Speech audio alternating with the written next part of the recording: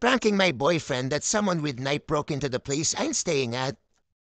What do you mean somebody... No, I'm not calling until you tell me what's going on. Sinabi niya na hindi siya tatawag, di ba? Pero tumawag siya.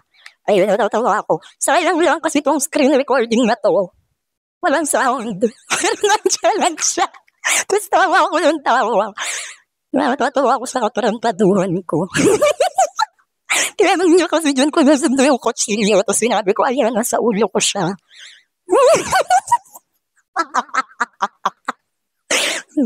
Naisip ko kasi that time na prank ko yung mga kaklase ko. Tapos may isa akong teacher.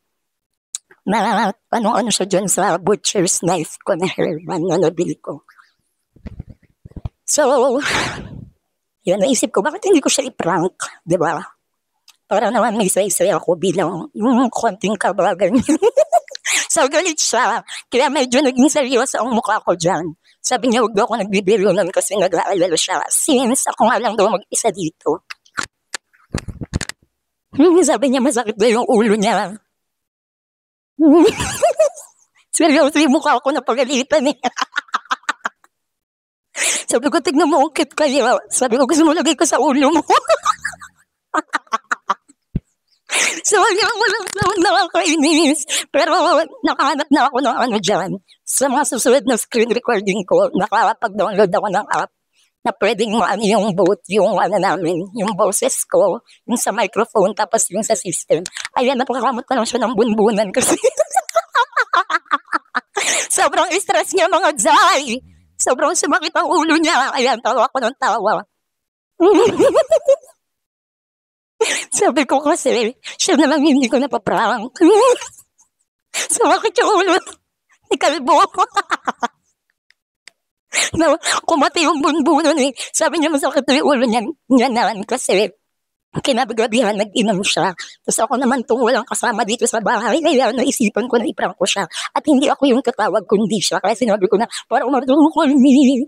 I'm just alone here. Just call me. I'm so scared. No. Kasi yan, more chika niya ako dyan. Sabi ko, kasi sabi niya, paano ko daw naisip? Yung ganyang katarantaduhan, ganyang kalokohan. So ayun, kinento ko sa kanya na nabuboring kasi ako at binili ko to. Kasi nakita ko siya sa daan. At naisip ko, pwede ko siyang gamitin. Di ba wala namang kakwenta-kwenta yung binili ko, pero naisip ko dahil magagamit ko siya sa katarantaduhan or kalokohan. Ayan, binili ko siya.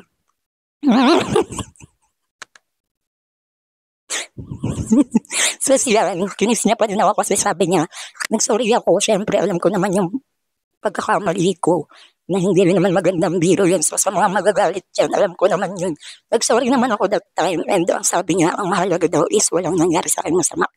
So naprank ko na pala siya dati, sinabi ko na natalisod ako or no daw pa ako, pero wala effect.